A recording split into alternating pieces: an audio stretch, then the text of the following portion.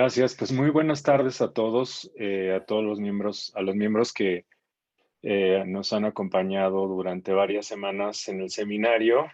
No están todos, pero bueno, los que pudieron estar acompañándonos dentro de la sesión de Zoom y los que nos están escuchando vía streaming por Facebook Live y los que se vayan integrando. Les agradecemos mucho. Agradecemos a Sofía Dolutskaya, la doctora Sofía Dolutskaya o Sonia Dolutskaya. Su presencia, la verdad es que es un gran privilegio tenerla con nosotros, doctora, en este seminario que hace pocos meses inició. Realmente se deriva de un proyecto PAPIT, que así le nombramos en la UNAM, a proyectos que dan apoyo a académicos para que llevemos a cabo tareas de investigación y al mismo tiempo exista un vínculo con la docencia. Y bueno, pues este proyecto de investigación, su espíritu esencial es un tema que es el de la deliberación, pero en su relación con la comunicación política. Y específicamente nuestro proyecto pues tiene un propósito principal que es el de analizar nosotros llamamos el timbre deliberativo en ciertos procesos políticos, en este caso de los procesos que corresponden a las consultas ciudadanas. Pero alrededor de este tema muy específico, hemos estado pues tratando y abordando temas sobre todo alrededor de la deliberación, con una perspectiva respecto a este tema también, que la voy a decir muy sintéticamente. Quizá Alejandro Aguilar, quien nos va a ayudar a la presentación y a la moderación de las participaciones, lo pueda comentar con más detalle, pero bueno, lo que nos mueve es eh, pensar la deliberación de manera mucho más real, no tanto en un asunto como de, de idea tanto ingenua, ¿no? De pensar en una democracia deliberativa o de si la deliberación nos va a salvar, ¿no? Sino más bien creemos que en tanto ahondemos en el tema de los procesos deliberativos, podemos ubicar cuáles son los alcances que pueden tener, que puede tener el que procesos dichos políticos tengan este timbre deliberativo. Pero sin más, le doy la palabra a Alejandro Aguilar, quien va a estar con nosotros. El maestro Aguilar va a comentar y a presentar a nuestra invitada. Muchas gracias.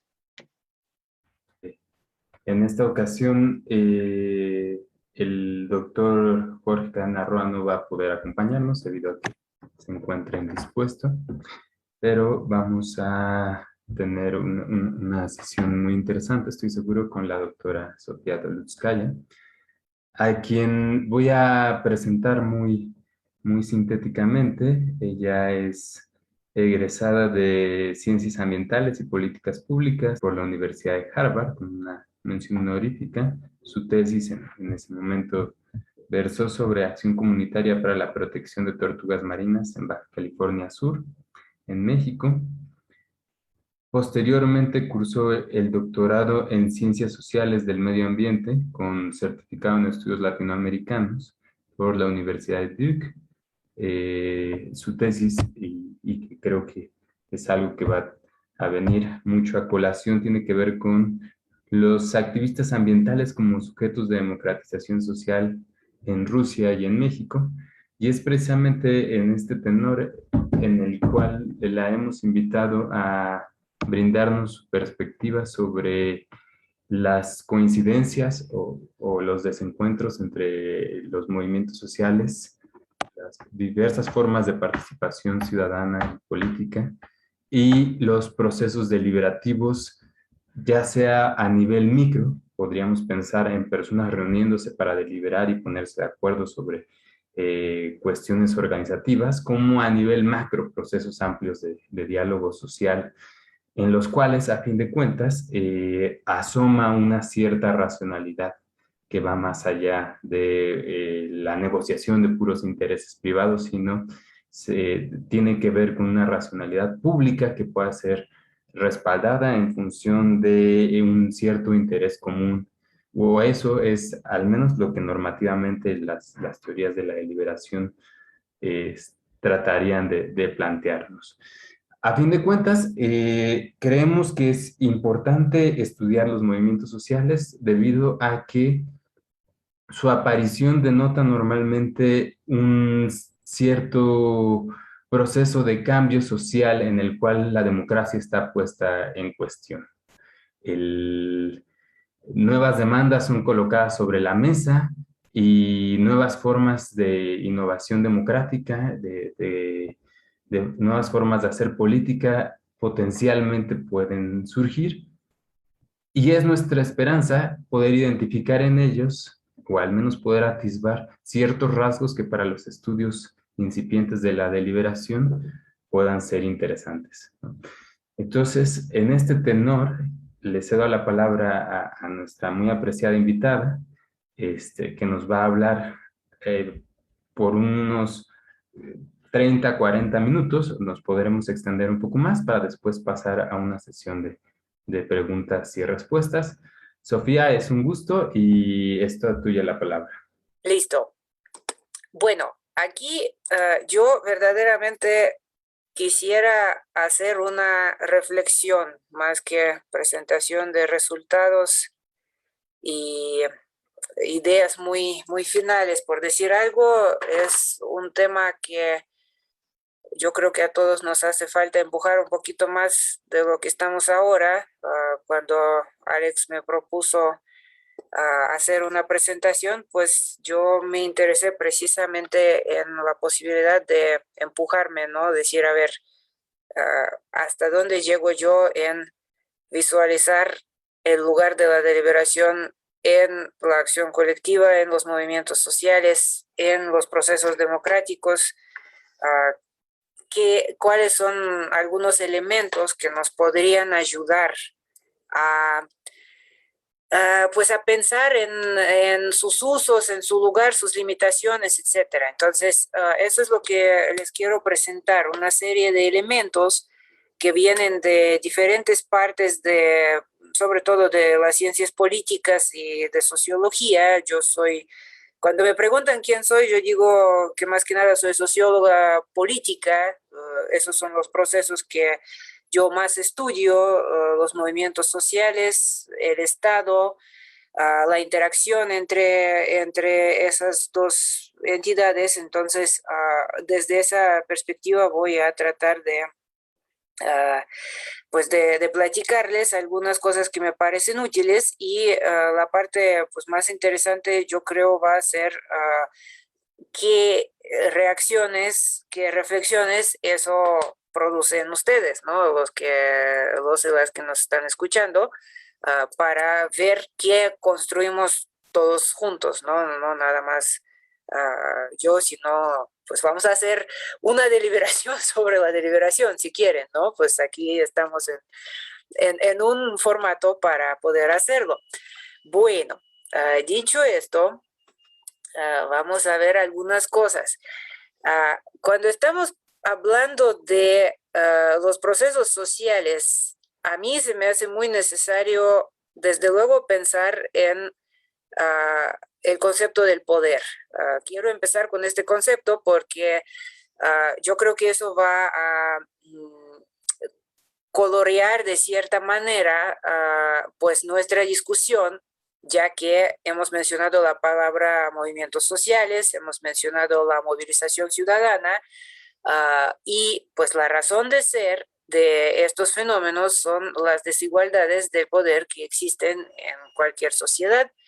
Entonces, les quiero proponer un esquema que a mí me ha resultado muy productivo la manera de pensar en el poder de un investigador inglés, Stephen Lux, quien ha verdaderamente tratado de ir más allá de esa idea que el poder es el control de una persona sobre otra o sobre algún proceso de toma de decisiones importante dentro de la sociedad, sino que el poder tiene más dimensiones, más niveles, puede actuar en más aspectos de la vida social y eso nos ayuda también a ver por qué y cómo de repente se moviliza la gente cuando siente que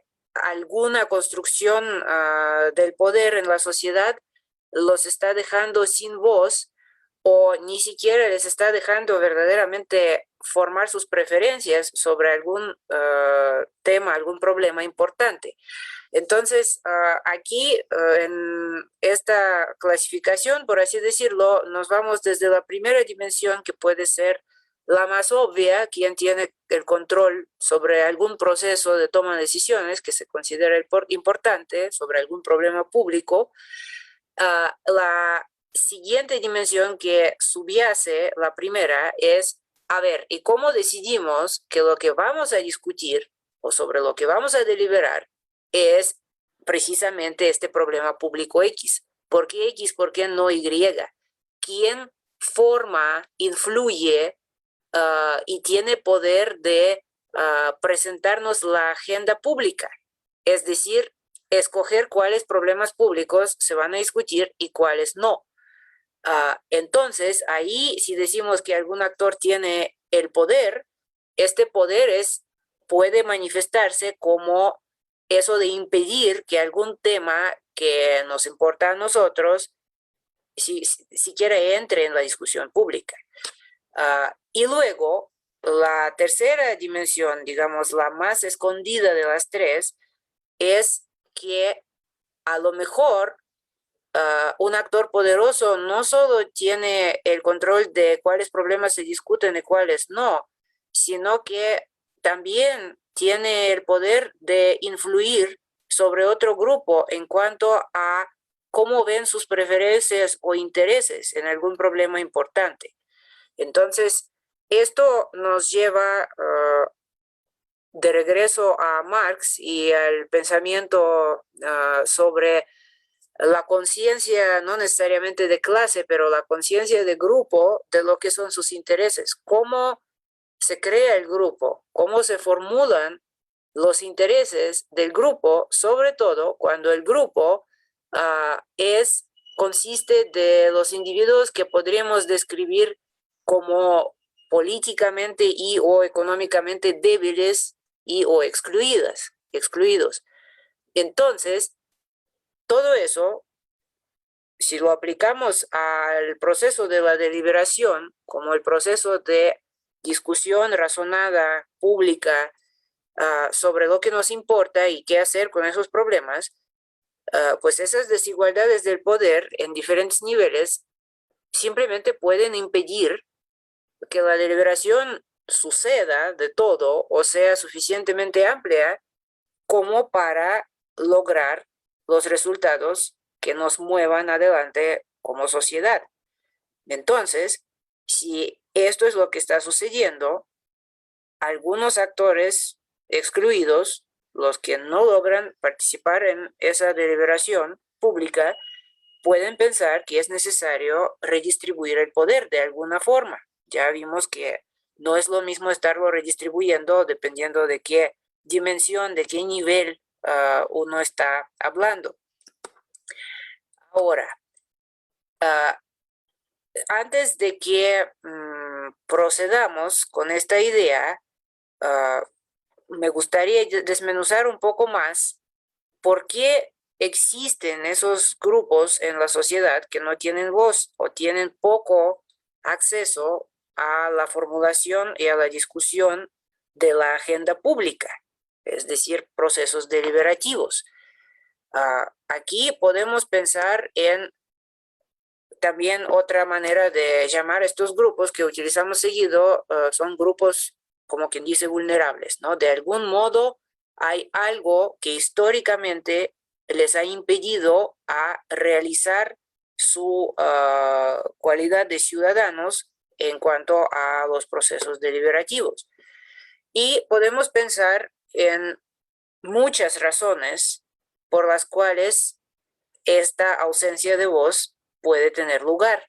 Podemos pensar en problemas de acceso a los medios de comunicación masiva, podemos pensar en las condiciones laborales de las personas y que las personas trabajan tanto y ganan tan poco que verdaderamente ya no les alcanza el tiempo ni para asociarse ni para verdaderamente tomar conciencia de qué es lo que les impide vivir mejor, qué es lo que les impide sentirse personas no solo privadas, sino también personas públicas, personas capaces de tener una incidencia en la sociedad.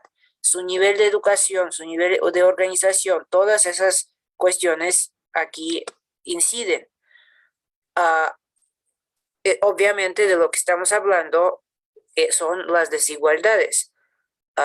Lo que es muy espantoso, y todos lo hemos experimentado, es que muchas veces cuando vivimos en la sociedad, sentimos que existen mundos paralelos, que la vida de unos grupos y unas personas, pues prácticamente no toca la vida de otras personas. Y los problemas que tiene cada grupo, pues son problemas propios y no se comparte esa sensación de que estamos en el mismo barco, que dentro de la sociedad deberíamos de tener el mismo destino, que constituimos una unidad.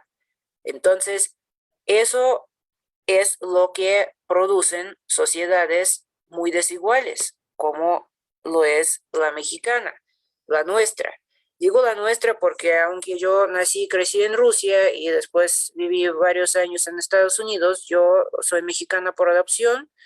Yo me enamoré de este país hace ya más de 20 años y vine a vivir aquí porque quería compartir el destino de esta sociedad, de esta gente. Así que, pues sin dejar de ser rusa, yo también tengo mi lado mexicano y pues he estado aquí trabajando y viviendo pues de manera que me hace sentir que yo estoy adentro, no lo estoy observando, digamos, desde algún lugar afuera, ¿no?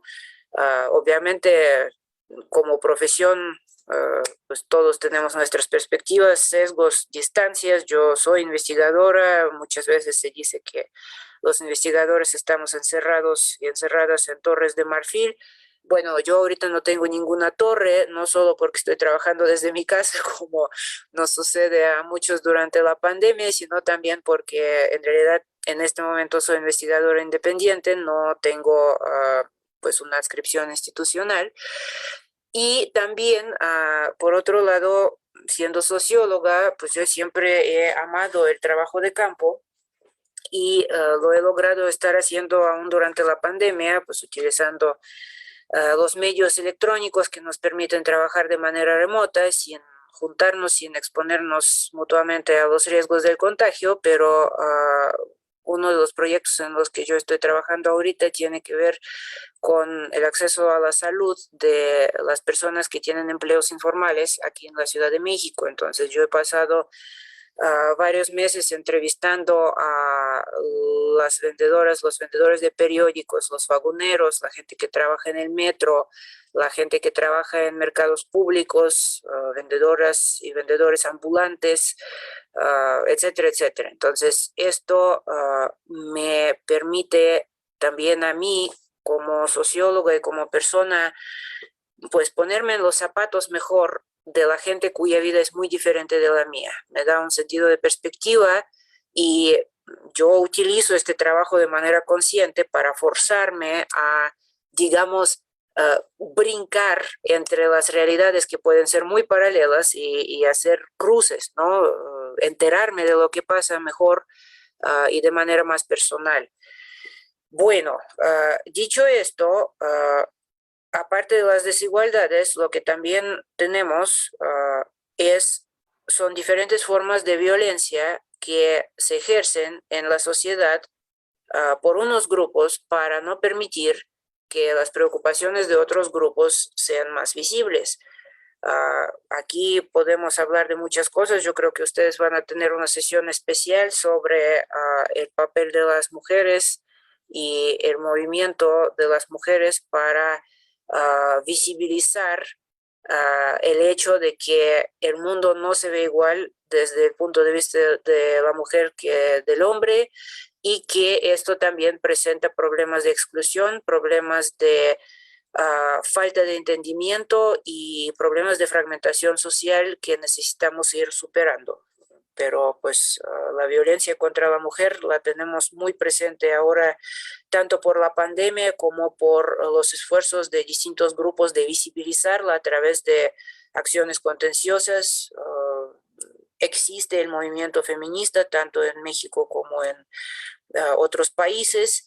Podemos discutir sobre los medios, las tácticas, estrategias que utiliza, pero el hecho es que esto en sí nos indica que ahí hay un problema de exclusión y hay gente que no tiene otros canales o siente que no tiene otros canales más que el canal de la protesta, de la acción directa, contenciosa, para visibilizar sus preocupaciones. Ahora, a veces también hablamos de que el Estado no oye a ciertos grupos, el Estado no es sensible, ¿no? Como un Estado autista que no percibe las necesidades sociales de ciertos grupos. Una vez que entra esa magnífica palabra el Estado, necesitamos preguntarnos, pues, ¿quién es el Estado? ¿O quiénes son el Estado? ¿No? ¿Cómo vemos el Estado? Eso es una pregunta súper importante para cualquier movimiento social, porque el movimiento social más le vale no ver al Estado como algo unificado y monolítico. Tiene que ser una visión que percibe dentro del Estado diferentes individuos, diferentes estructuras, diferentes intereses y también diferentes oportunidades. De las cuales el movimiento social puede aprovechar. Pero es cierto que casi cualquier tipo de Estado que hemos construido como seres humanos durante nuestra historia, pues no ha habido un Estado que haya sido igualmente atento a todos los grupos sociales. Por una u otra razón, siempre existen esos puntos ciegos, puntos sordos.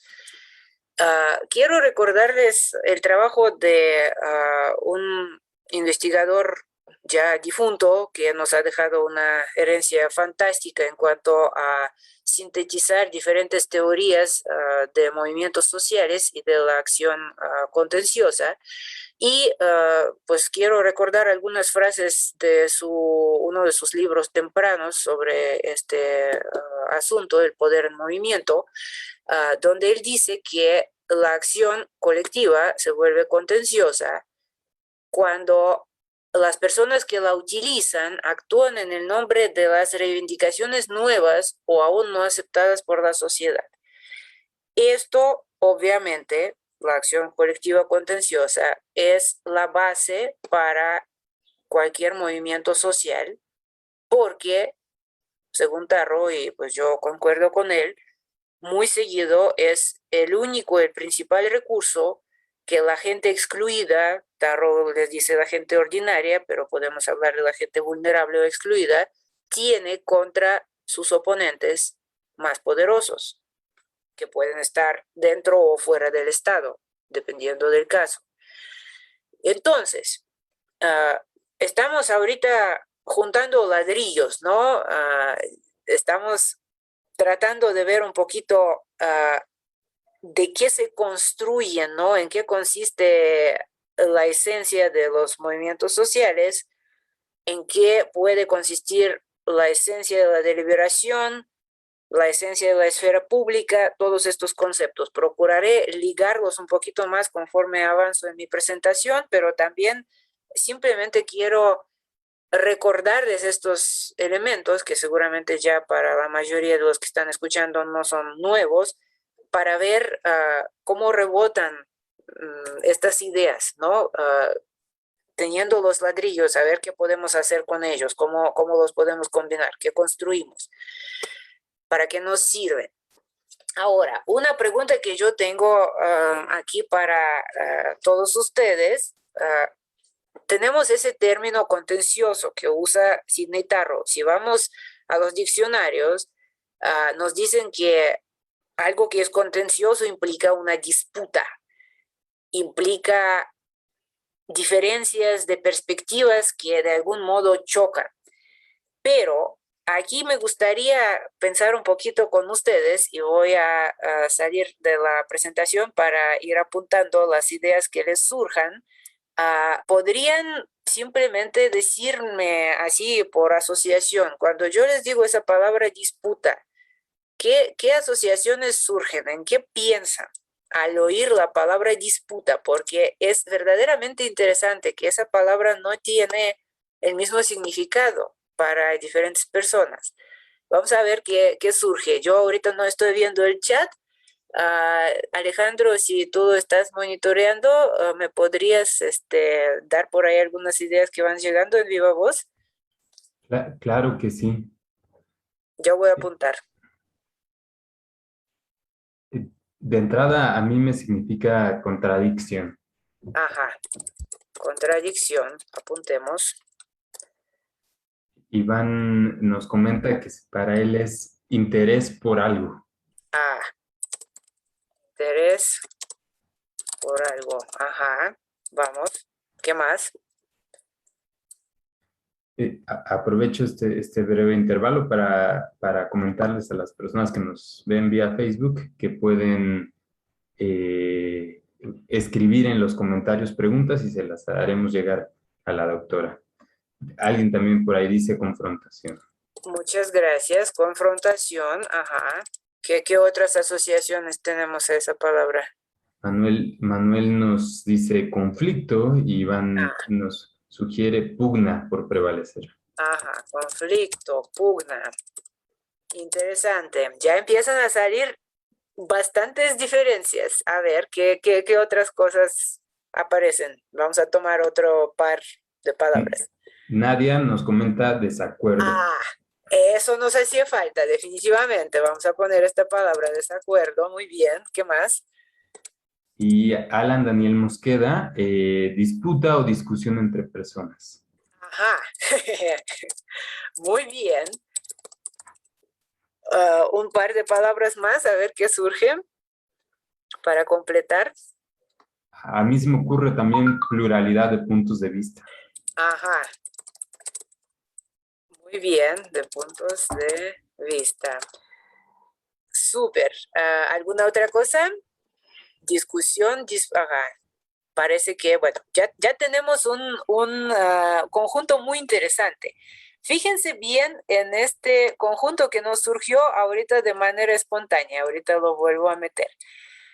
Por un lado, tenemos estas palabras como intereses que nos mueven a entrar en en un desacuerdo, posiblemente en una contradicción o en una discusión, puntos de vista plurales, pero también tenemos estas palabras ya más fuertes: confrontación, conflicto, pugna. Eso es muy interesante. Yo tengo en mi familia mexicana algunas personas para quienes discutir o disputar significa pelearse, punto. No significa ninguna otra cosa más que esto. Esto es muy interesante. Entonces, aquí tenemos este problema o este fenómeno de que como seres humanos, que todos somos diferentes, la consecuencia inevitable de nuestra diversidad son las contradicciones, los desacuerdos, pero estas contradicciones y desacuerdos pueden procesarse de diferente manera. Pueden procesarse de una manera razonada, de una manera impulsiva, de una manera violenta, de una manera pacífica, etcétera, etcétera. De hecho, hay gente que estudia la teoría del conflicto que dice el conflicto en sí no tiene que ser una mala palabra. El conflicto en sí es como un indicador que nos dice hay diferencias, hay diversidad, son consecuencia de nuestra diversidad. Y los conflictos, por lo tanto, son inevitables. Lo que sí es evitable es la manera violenta de resolver estos conflictos, de transformarlos siempre en pugnas, en peleas, en un choque que deja más daño que bien a todos los involucrados. Entonces, ¿por qué lo traigo a la colación? Estamos hablando de que los movimientos sociales se basan en la acción colectiva contenciosa, se basan en una disputa entre los incluidos y los excluidos, por así decirlo. Eso significa que necesitamos a fuerzas que esto signifique un conflicto violento, necesitamos a fuerzas que esto signifique una revolución, necesitamos a fuerzas que esto signifique que la trinchera que nos separa no tiene puentes y que los que están de un lado son sordos a lo que está sucediendo en el otro lado. Estas son las preguntas, porque dependiendo de cómo contestamos estas preguntas, podemos hablar de diferentes relaciones y conexiones que hay entre los movimientos sociales y el proceso o los procesos deliberativos. Ahorita vamos a ver esto con un poquito más detalle. Entonces, algunas otras ideas de Tarot. Tenemos esta base, digamos, humana de los movimientos sociales, que son las redes durables de activistas. Esto no es ninguna novedad, pero si tenemos estas redes, si tenemos una red de individuos, es lógico y natural que dentro de esta red surjan procesos de deliberación internos sobre todo lo que tiene que ver con su activismo y su movimiento, los objetivos, las estrategias, quiénes pueden ser los aliados, cuáles son las ventanas de oportunidad que se están abriendo, los principales opositores, etcétera, etcétera. Entonces, si estudiamos en detalle la vida, los ciclos de vida de cualquier movimiento social, tomen el movimiento feminista, tomen el movimiento por los derechos civiles en los Estados Unidos, el movimiento del 68 aquí en México y en otros países donde lo hubo. Van a ver en cualquier libro, cualquier documentación sobre estos movimientos, evidencia de deliberaciones y debates internos fuertísimos, muy activos en diferentes fases sobre diferentes aspectos, pero esta necesidad de reflexionar sobre a dónde vamos, cuando ya vamos, estar todo el tiempo discutiendo, rectificando el curso, es pues el pan de cada día de los movimientos sociales. Y esa deliberación no siempre es ni muy tranquila, ni muy pausada, ni necesariamente tome formas así muy etéreas que imaginamos cuando leemos a Habermas y las teorías de democracia deliberativa, ¿no? Todo el mundo sabe, yo creo que no hay mejores peleas ahí sí que se dan entre los que deberían de ser aliados más cercanos, ¿no? Dentro de la misma red de activistas del mismo movimiento, ¿no? Se producen fisuras, se producen sismos, fragmentaciones, todo eso es también parte de lo que es la vida de un movimiento social.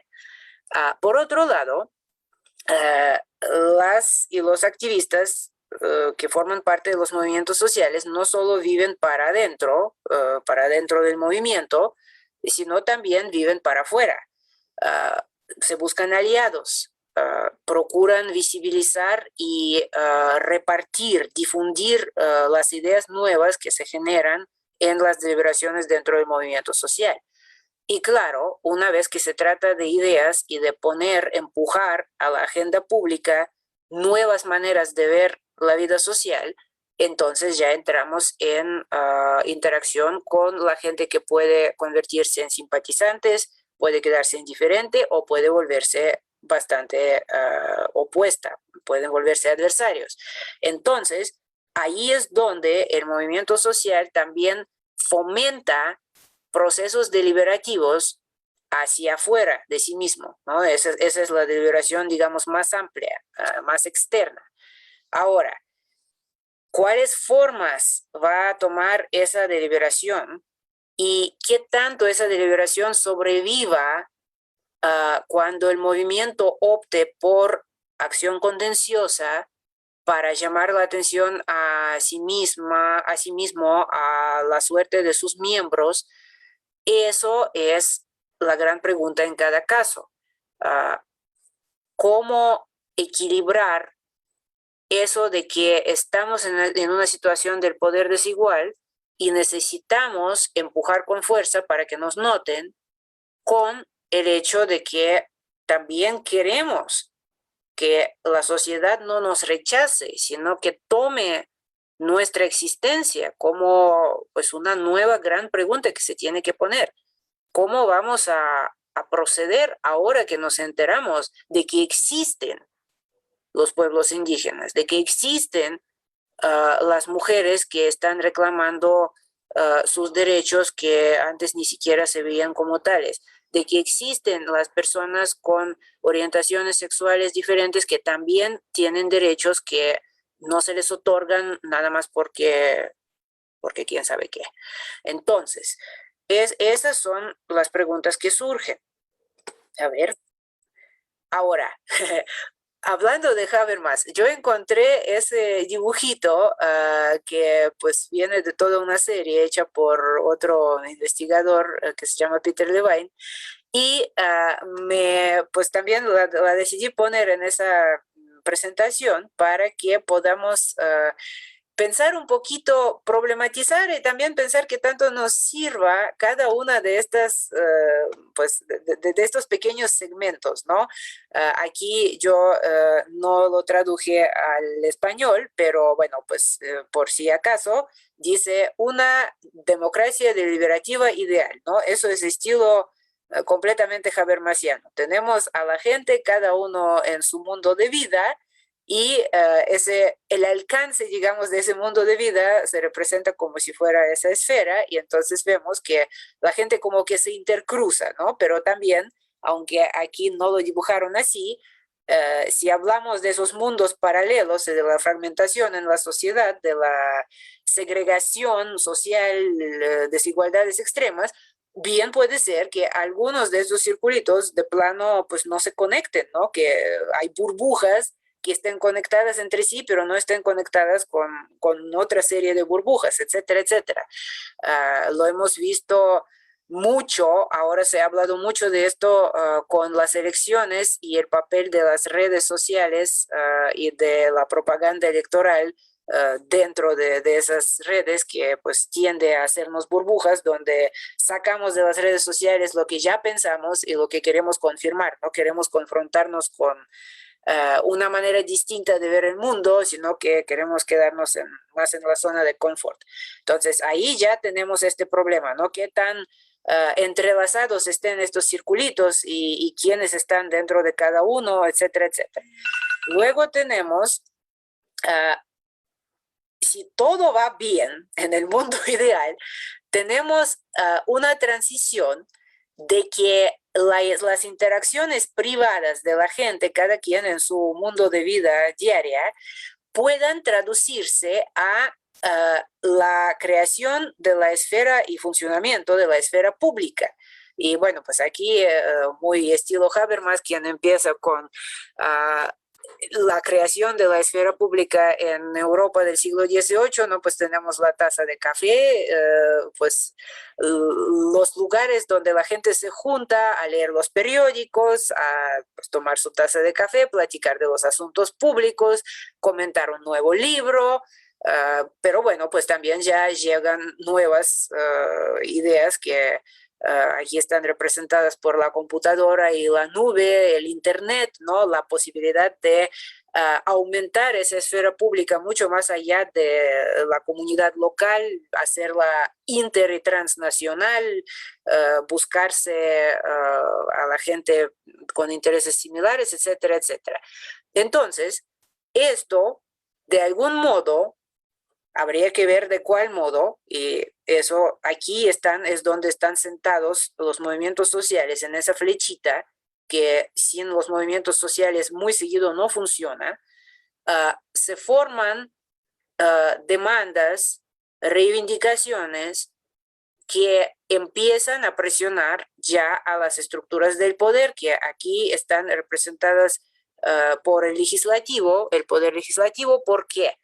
Porque también si leemos la teoría de movimientos sociales, muy seguido, cuando el movimiento social logra, como dicen, institucionalizar sus demandas, ¿qué es lo que pasa? Se proponen nuevas leyes. Ejemplo, Javier Sicilia empieza el movimiento contra pues las desapariciones, la violencia del crimen organizado, y como resultado se promulga la ley de atención a las víctimas y se crea la Comisión Ejecutiva de Atención a Víctimas de la Violencia en México. Ahora, ¿qué pasa con esa comisión? Es toda una historia sangrienta y muy, muy llena de lágrimas, pero el chiste es que, entre otros resultados, este movimiento dio como resultado una nueva ley. Y luego esta nueva ley, se supone, empieza a cambiar comportamientos e influir en otras partes de la vida pública. Aquí pues representan, me imagino que se trata del gobierno, del poder ejecutivo, el mundo económico, el mercado, el poder judicial, etcétera, etcétera. Aquí podríamos poner otros muchos dibujos. Son sistemas, digamos, de nuestro mundo, de nuestro sistema social. Bueno, entonces, el problema es que ninguna de esas flechitas en la vida diaria funciona así de manera muy automática. Ya hemos hablado de por qué hay gente sin voz. La ausencia de voz impediría la transición entre el mundo de la vida diaria y la esfera pública. Las desigualdades del poder y ¿cómo decirlo?, el autismo del Estado hacia ciertos intereses problematizan esta flecha, pero la existencia de movimientos sociales la restablece de distintas maneras. Bueno, eso sería tema de otro seminario, por qué y cómo las leyes cambian o no cambian nuestros comportamientos, se aplican o no se aplican en nuestra vida diaria. Eso ya es otro rollote, pero bueno, aquí tenemos ese dibujito. Aquí está otro dibujito. Esto también viene de la teoría muy, ¿cómo decirlo?, ya muy añeja de cómo se producen las políticas públicas, el famoso ciclo de las políticas públicas, que primero se identifica el problema público, lo incorporan en la agenda, se diseñan las alternativas para su solución, se selecciona la mejor alternativa, se evalúa, se toma la decisión, se implementa esa mejor alternativa, se evalúa cómo está funcionando y se cambia o se reemplaza con otra cosa y nos volvemos. Ahora quizá esa nueva solución produjo un nuevo problema y nos volvemos a este ciclo. Ahora, ¿dónde está la deliberación en este dibujo? La deliberación debe de estar prácticamente en cada lugar donde hay esas flechitas, pero la pregunta clave es quién participa en esta deliberación, qué tan amplia es. ¿Sucede tras puertas cerradas o sucede en lo público? ¿Qué partes suceden en lo público y qué partes tras puertas cerradas y solo para los expertos? Ahí es donde, una vez más, tenemos este diagrama de flujo que muchas veces no quiere fluir y entonces surgen conflictos. Yo estoy muy pendiente de eso porque uno de mis principales temas de investigación son los proyectos de desarrollo cuya producción, sin tomar en cuenta sus costos sociales y ambientales, precisamente produce estos conflictos. Bueno, ya voy cerrando. Una cosa más que debemos tener en cuenta cuando pensamos en la deliberación pública. ¿Sobre qué vamos a deliberar? Hay muchos asuntos que atraen nuestra atención y esto quiere decir, desgraciadamente y naturalmente, que la atención pública a los problemas tiene un carácter cíclico. Basta con leer los periódicos y ver cómo los incendios en Australia se reemplazan con la falta de medicamentos en México, y luego llega COVID y luego llegan muchas otras cosas, y entonces ya nos olvidamos de los australianos y no nos dejan olvidar de los medicamentos porque se cree una especie de nueva red de activistas que ahí están recordándonos que sus hijos necesitan medicamentos contra cáncer, y así nos vamos, ¿no? Los asuntos suben y bajan en importancia, y entonces, si pensamos esto desde el punto de vista de los activistas, hay momentos buenos y malos, hay ventanas abiertas y cerradas a través de las cuales nos podemos meter a la agenda pública. Ahora, también no es ninguna novedad que algunos asuntos que producen impactos concentrados, negativos o positivos, son más visibles y más fáciles a empujar a la agenda pública que los problemas con impactos difusos. Por otro lado, cuando se arma una crisis o alguien arma una crisis, esto ayuda a visibilizar los problemas que ahí estaban, pero de los que nadie quería hablar antes, por una variedad de razones. Basta abrir los periódicos de hoy para enterarnos de que todo el mundo sabía que en la autopista México-Cuernavaca había motos que iban a un tremendo exceso de velocidad.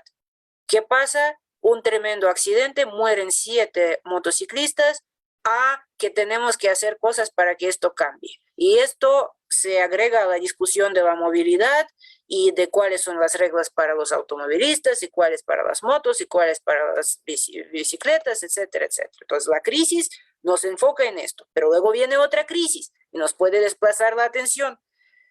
Entonces, claro, los problemas que son más difíciles y requieren nuestra atención por más tiempo tienden a aplazarse hasta que muera desgraciadamente mucha gente, y ya vemos que no lo podemos aplazar más.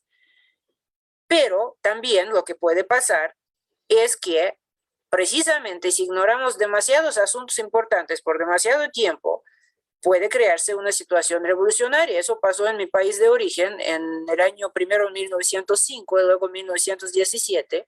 El régimen zarista en Rusia tenía sumamente malos mecanismos de retroalimentación, y entonces los problemas en la sociedad seguían acumulándose y el Estado, muy autista, no los detectaba. Entonces los movimientos sociales se fueron radicalizando hasta que sucedieron 2 revoluciones. Por otro lado, ya hemos hablado de esto, hay diferentes maneras de agregar asuntos a nuestra agenda de deliberación. Entonces, ¿cuáles escogemos? Si estamos pensando en movimientos sociales. Otro concepto que llega aquí a la mezcla, la famosa participación ciudadana. ¿Qué es esto? Existe toda una literatura sobre sus diferentes alcances y posibilidades. ¿Cuáles pueden ser los alcances? Hay 2 extremos. Intercambios de información, procesos consultivos, e intercambios políticos, donde los procesos de deliberación se vuelven vinculantes. El factor clave, el balance de fuerzas entre el Estado y los actores no estatales, la llamada sociedad civil, organizada y no tan organizada. Entonces, finalmente, tenemos este conjunto, y me gustaría ahorita que ustedes me dijeran en qué los hace pensar esto, ¿no? Tenemos la deliberación, podemos llamar procesos de deliberación, o podemos llamar los mismos procesos de participación ciudadana y procesos de consulta ciudadana.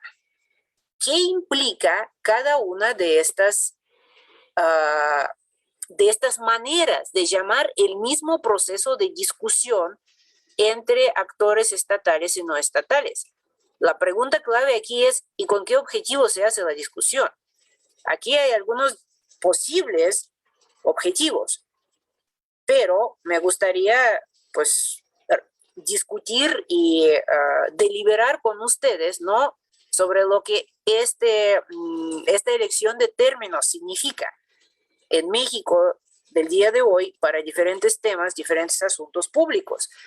Bueno, me voy a parar, ya de todos modos dije demasiado. Voy a sacar esta lámina, si es opción posterior, y pues ahora sí, a ver quién quiere empezar a reaccionar. Bueno, como es costumbre, antes que nada agradecerte mucho la presentación, fue muy didáctica y tocaste todos los puntos. Yo ya tengo un par de preguntas pensadas, pero le reiteramos a la gente que nos observa por Facebook y por YouTube que pueden escribir sus comentarios y los pasaremos a la ponente. La dinámica aquí dentro del seminario es la de siempre, que podemos tomar la palabra y realizar los comentarios de viva voz o pueden escribirlos en el chat y yo los leeré.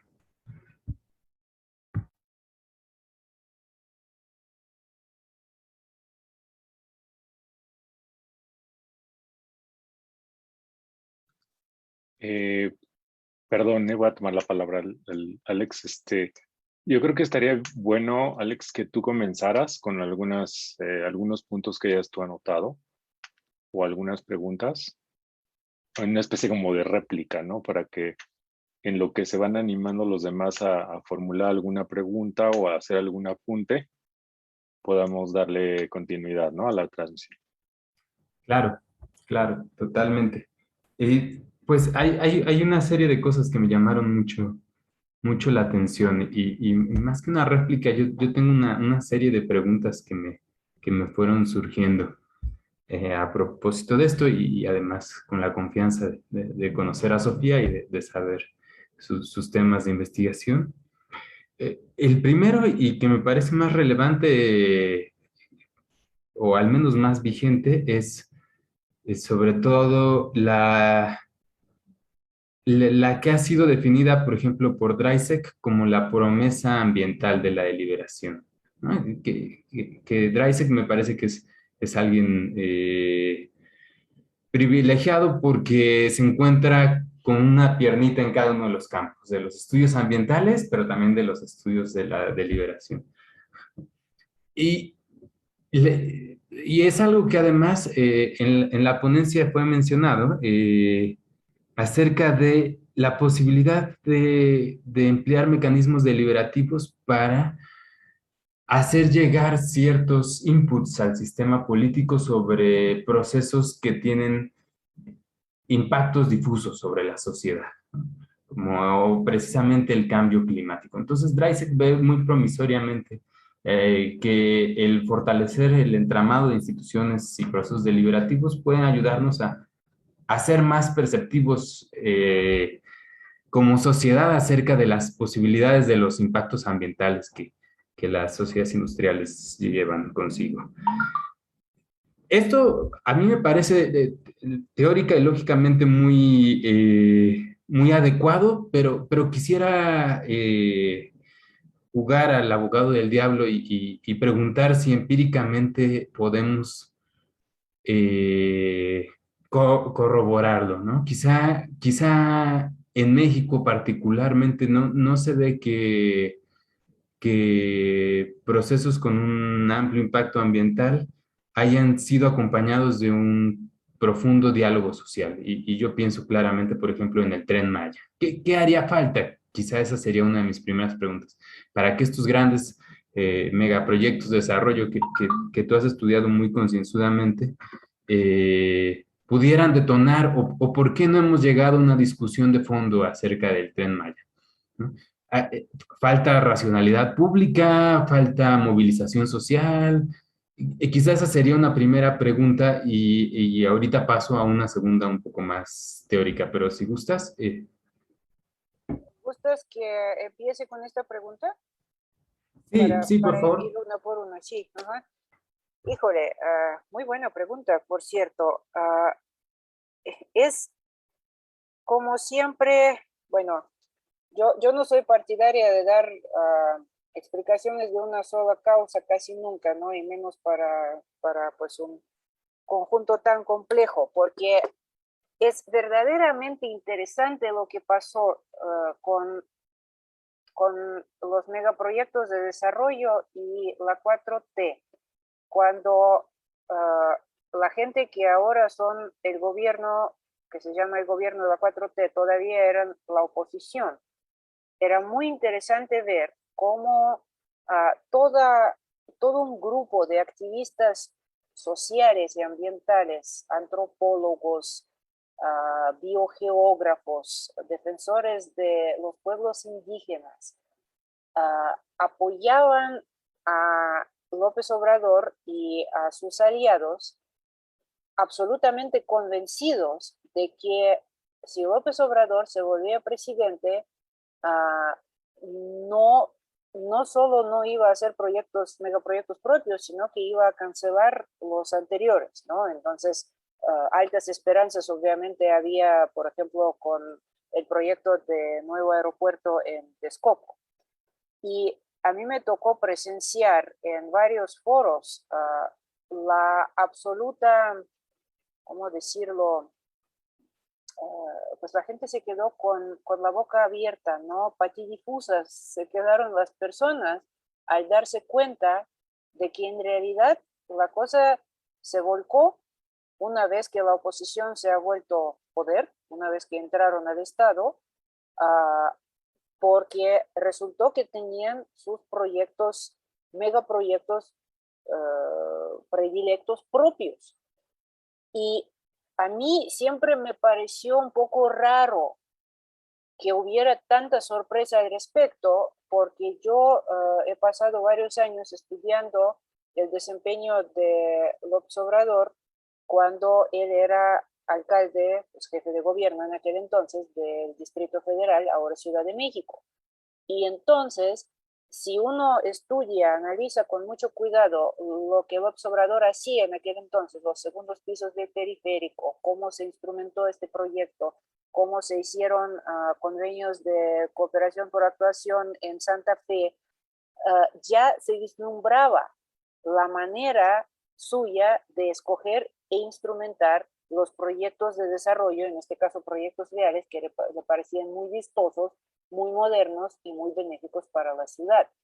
Entonces, ¿por qué empiezo tan lejos para llegar al Tren Maya? Porque en el Tren Maya se juntan varios asuntos muy espinosos, donde ha habido muchas ilusiones, muchas esperanzas y muchas desilusiones que tuvieron que ver con la 4T. Una de ellas tenía que ver precisamente con la gente indígena, con toda la retórica de la protección a la gente indígena como indígena y también a la gente indígena como en su mayoría, por lo menos en los ojos del observador, como gente pobre. Y de repente sucede algo que ya había sucedido también en Bolivia, había sucedido en lugares donde de repente llegaban al poder supremo, ejecutivo, se hacían presidentes, personas que fueran apoyadas por movimientos indígenas nacionales, Correa también en Ecuador, llegan estas personas, prometen verdaderamente fijarse en estos pueblos históricamente olvidados, discriminados, excluidos, etcétera, etcétera, cambian la constitución, ponen allá muchas palabras que suenan excelentemente bien y luego empiezan un programa de desarrollo social que depende de la extracción de los recursos naturales y minerales que se encuentran en los territorios indígenas y empiezan a ver como enemigos a la gente indígena que se opone a estos proyectos que son para el bien de la nación. Entonces ahí tenemos la confluencia de el problema de la autonomía indígena, de los territorios indígenas autónomos. ¿Qué significa esto? Si el Estado sigue siendo quien dispone, o la nación, la mítica nación, es quien dispone de los recursos minerales debajo de este territorio. Esto tiene implicaciones ambientales, obviamente. Tenemos el conflicto entre la protección ambiental y los objetivos de desarrollo. Otra mágica palabra que pues Alex y yo pasamos todo un año desmenuzando en 2 cursos. Alex está haciendo el doctorado sobre estudios de desarrollo.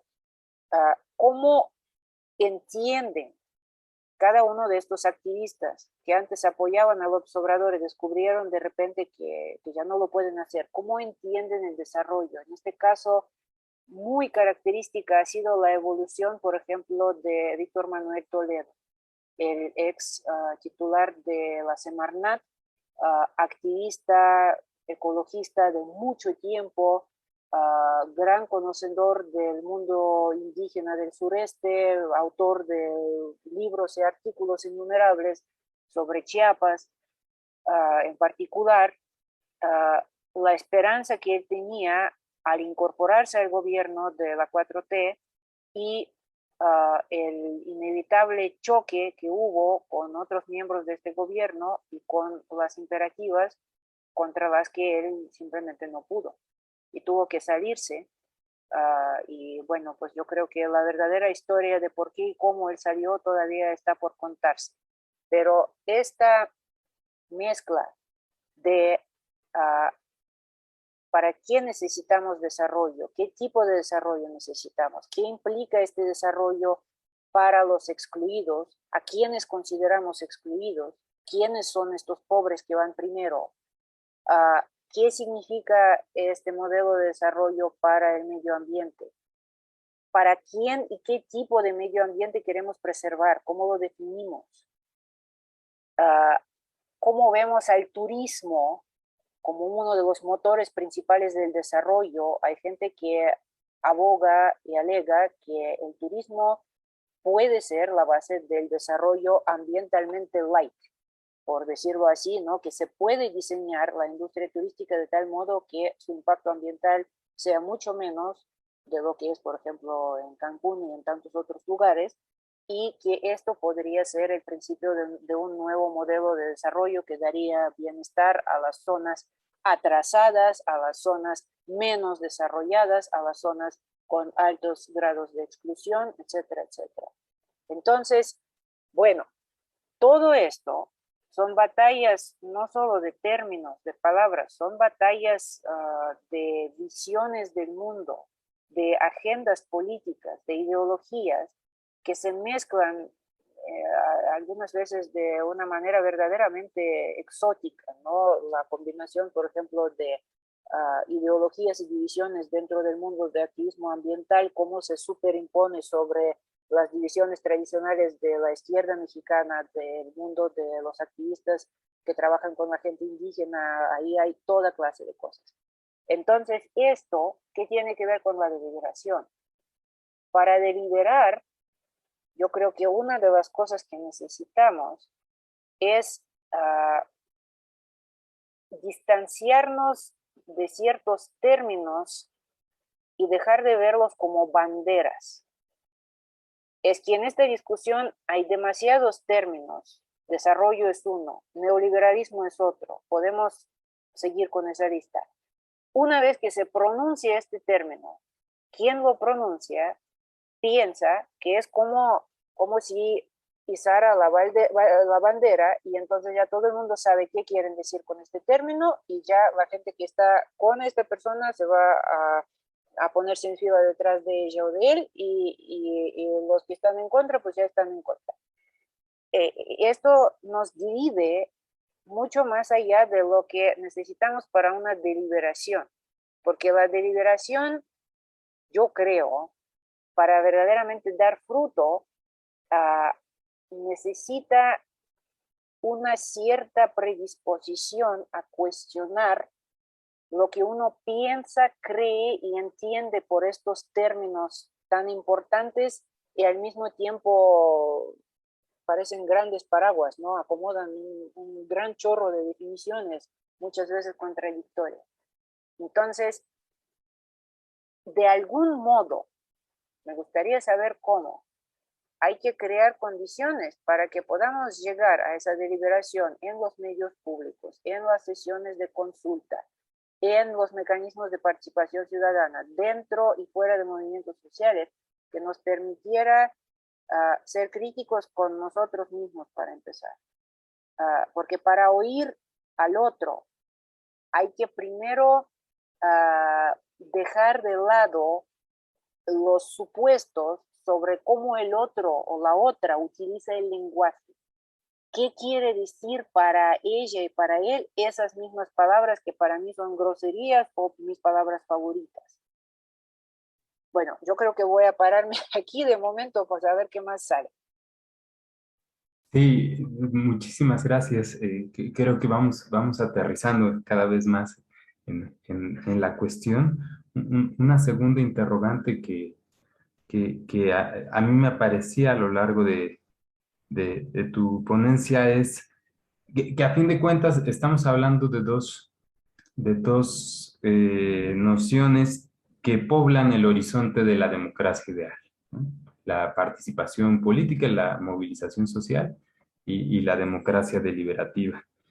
Y sin embargo, hasta donde mi conocimiento me permite, es quizá un nexo que ha estado relativamente poco explorado. Y yo te quisiera preguntar, sobre todo en función de los trabajos de investigación que has realizado acerca de los procesos de democratización en México y en Rusia,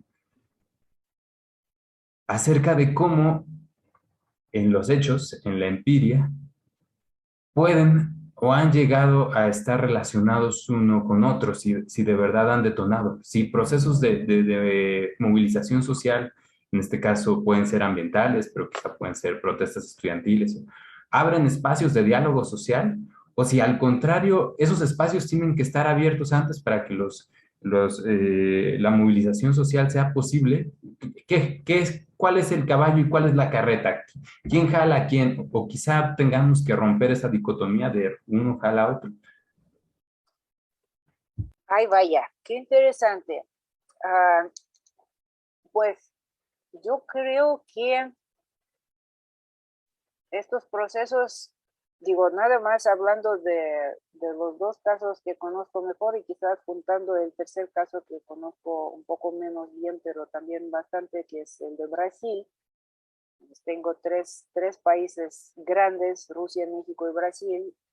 En los tres casos ha habido amplios periodos de la historia, en realidad la mayor parte de la historia de los tres países se ha pasado bajo regímenes que no eran democráticos, aunque hay muchas diferentes variedades de regímenes no democráticos. De ninguna manera estoy comparando el totalitarismo soviético con el autoritarismo del PRI y el autoritarismo de militares brasileños, que eran otra cosa, tercera cosa muy distinta también.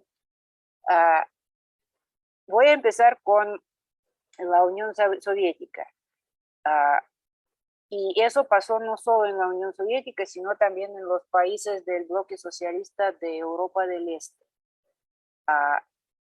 Es bastante reconocido que el proceso de movilización social pro-democrática que culminó en la caída de los regímenes pro-soviéticos y el soviético empezó con la temática, como le decía en aquel entonces, ecológica, la temática ambiental, la temática de la contaminación ambiental, degradación ambiental y el tremendo costo que el modelo socialista de desarrollo industrial, en ambos casos era desarrollo industrial, uno era capitalista, otro era socialista. De repente, la gente descubrió con mucho dolor que el socialismo nos había costado en términos sociales y ambientales.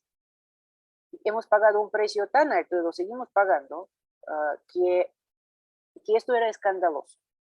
Que un sistema tan carnívoro, tan inhumano y tan antiambiental no podía seguir como seguía. Que no podíamos desde el campo socialista echarles la culpa a los ricos, a los cerdos capitalistas por habernos echado a perder el planeta, porque nosotros, ¿saben qué? También pusimos nuestra buena parte. La explosión de la estación de Chernóbil, la explosión nuclear, echó los isótopos radioactivos a todo el globo. La contaminación de La parte marina de todos los mares donde estaba estacionada la Marina Soviética ha sido tremenda y ha afectado todos los océanos del mundo, etcétera, etcétera, etcétera. Entonces, ¿qué pasa? Para que la gente empiece a movilizarse, tiene que haber información sobre lo que está pasando. Esa información siempre la hay a nivel local. La gente que vive en lugares muy contaminados sabe que algo está muy mal. Pero lo que se necesitaba, y con eso se abrió la caja de Pandora, era la famosa glasnost. Glasnost quiere decir la publicidad de la información.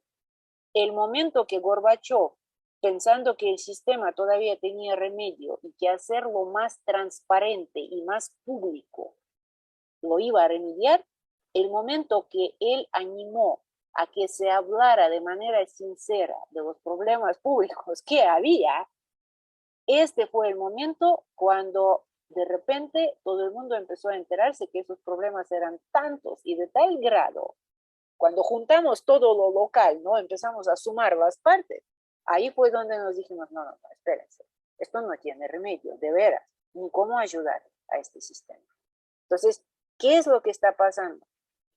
Es un proceso complejo que tiene que ver con, en el caso soviético, la creación de una todavía bastante limitada esfera pública, pero que una vez que esta esfera pública empieza a alimentarse de una cantidad de información cada vez mayor sobre los problemas públicos relevantes y nuevos actores empiezan a tener acceso a este sistema, el sistema mismo, la esfera pública misma empieza a empujar sus fronteras cada vez más y más afuera.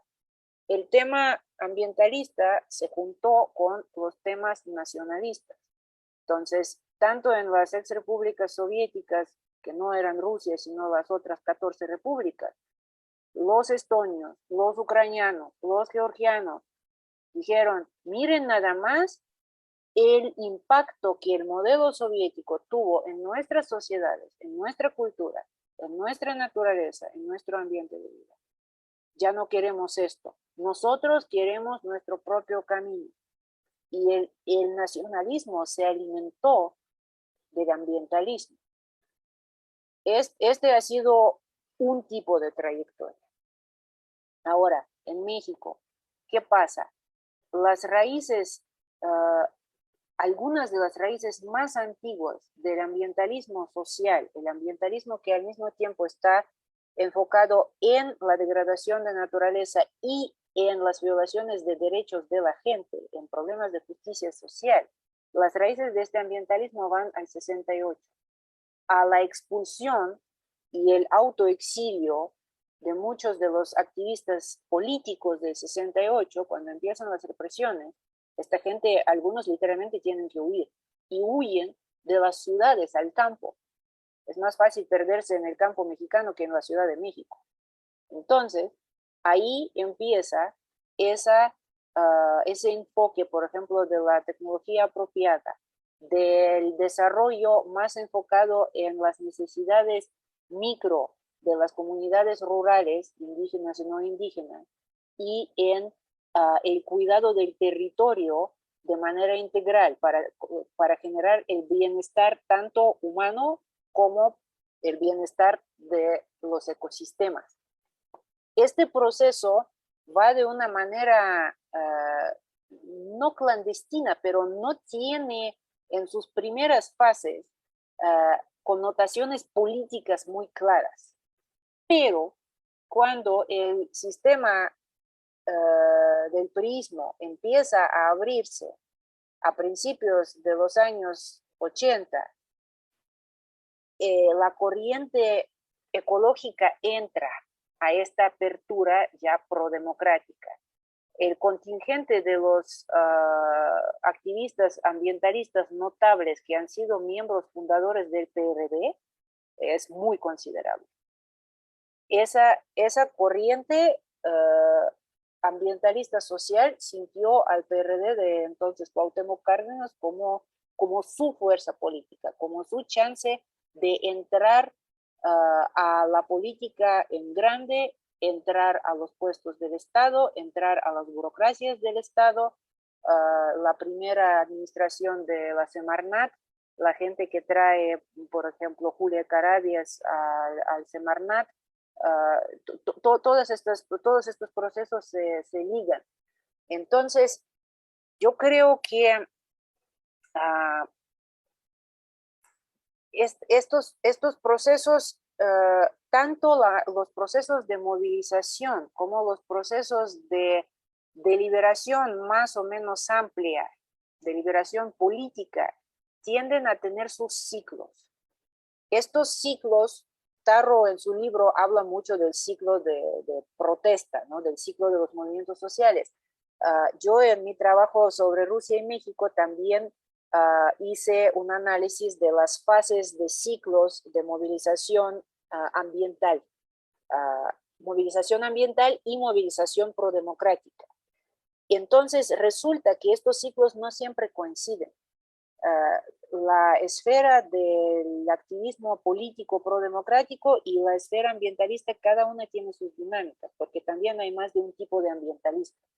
Hay muchísimos ambientalistas que en realidad en su esencia son bastante autoritarios en su manera, por ejemplo, de ver tanto el problema de la crisis ambiental como sus soluciones.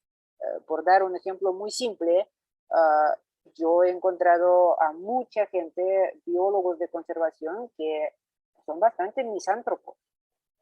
Consideran que para salvar a los animales pues hay que protegerlos de la gente y que pues la gente es destructiva, la gente no entiende, la gente pisotea a los animales siempre cuando pueda, y lo único que hay que hacer es crear áreas naturales protegidos con regímenes muy estrictos y solo así salvamos a la naturaleza. Eso no es una actitud muy democrática que digamos, tampoco predispone mucho a la deliberación. ¿Por qué? Porque en el campo ambiental también existe esta mentalidad de expertos. Nosotros somos los iluminados, nosotros sabemos, nosotros los biólogos, los biogeógrafos, los ecólogos, sabemos cómo funcionan los ecosistemas. Y la gente común y corriente pues no sabe, hay que iluminarlos. Y los que no quieren iluminarse son los enemigos. Entonces, esto también impide la deliberación. Por otro lado, lo que estamos viendo es que en muchos conflictos que llamamos conflictos socioambientales, porque tienen su lado que tiene que ver con medio ambiente y su lado que tiene que ver con la justicia social, vemos que la gente que se moviliza por razones de que se afecte su territorio y su bienestar por algún proyecto de desarrollo, por ejemplo, empieza a jugar la carta ambiental de manera estratégica. No, nosotros aquí no estamos diciendo que no nos gusta lo que va a pasar a nuestra aldea. Nosotros estamos abogando por los derechos de la cuenca. Ustedes, los habitantes de las ciudades, van a sentir el impacto de este proyecto porque el agua limpia que ustedes utilizan viene de esa cuenca y si aquí talamos los bosques, entonces el agua se va a echar a perder para todos. Entonces, esta carta ambiental se juega de manera como para decir, miren, los intereses privados son feos, el interés público es bueno. Medio ambiente es el interés público por excelencia, todos dependemos de los ecosistemas. Entonces, los que nos protegemos a nosotros mismos al mismo tiempo que protegemos el medio ambiente, nosotros somos los verdaderos guardianes del interés público, a diferencia del Estado que dice que está allá para proteger el interés público, pero en realidad lo que hace es, ¿cómo se llama?, suplantar el interés público con sus intereses muy privados y muy particulares y muy seguido en alianza con el sector privado. Entonces, ahí es donde también se arma un problema deliberativo. Empieza esa confrontación. ¿Quién representa el interés público? ¿Quiénes son los buenos y los corruptos? Entonces podemos pasar a la pregunta de Gaby, que es miembro del seminario, y después podemos cerrar con Iván, que es nuestro coordinador. Muchas gracias, Alejandro. Muchas gracias. Doctora Sofía, muy interesantes las perspectivas que plantea. Le agradecemos muchísimo. Me gustaría preguntarle sobre los cismas que en los movimientos sociales de los que nos hablaban cuando los aliados se convierten en adversarios. ¿Qué tanto es pública este rompimiento o cuánto tiempo en su experiencia y desde su perspectiva toma los distintos actores específicamente y públicamente manifestar esta nueva oposición que antes no se tenía? Otra excelentísima pregunta. Mira, voy a hablar del activismo ambiental mexicano para dar un ejemplo concreto, ¿no?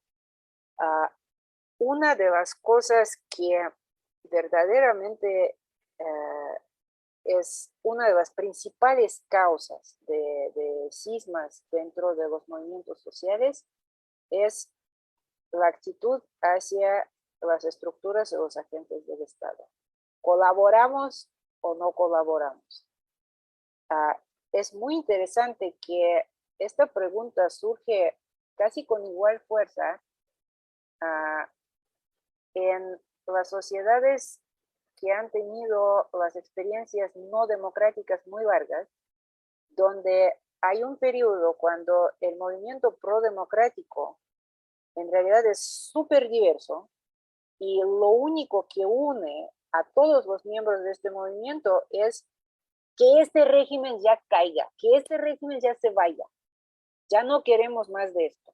Tenemos que deshacernos de esto. Esto sea la dictadura perfecta del PRI, o sea los militares brasileños, o sean el Partido Comunista de la Unión Soviética. Que se vayan estos. Muy bien. Estos se fueron. La movilización ciudadana, muchos procesos dentro de la sociedad civil, finalmente logran la transformación más o menos radical de la parte, digamos, política del régimen, ¿no? Suceden las primeras elecciones democráticas, ya no se logra más el fraude, por lo menos tanto como para que se cayera el sistema como lo hizo aquí en 1988. ¿Y luego qué? Ahí es donde empieza el asunto, para muchos. Vamos a entrar nosotros, vamos a ser los aliados del nuevo gobierno, vamos a entrar de ministros, de secretarios, pues de funcionarios públicos. ¿Qué tanto vamos a hacernos subordinados a la línea del partido ahora gobernante, ¿no? ¿Cómo vamos a reaccionar cuando haya fuertes desacuerdos entre el presidente o su gabinete y nosotros, los ambientalistas? Esto ha sido una constante. Yo he tratado de seguir pues esta evolución de manera histórica, ¿no? Y la primera vez que se hacen avances desde la presidencia, desde el gobierno del Distrito Federal, por ejemplo, a los activistas ambientales mexicanos, pues estamos hablando de, en parte hasta Echeverría en algunas cosas, pero definitivamente de la Madrid y después Salinas. Esos dos periodos, el de la Madrid y el de Salinas, son unos periodos súper difíciles de maduración del activismo ambiental en México, porque ahí es donde empiezan estos desacuerdos. A ver, nos invitan, vamos de asesores, vamos de funcionarios públicos, tomamos dinero, no tomamos dinero, y no solo eso del dinero, por ejemplo, ese es otro rollo muy importante. Sí, hay dinero del Estado, pero también hay dinero de las organizaciones internacionales.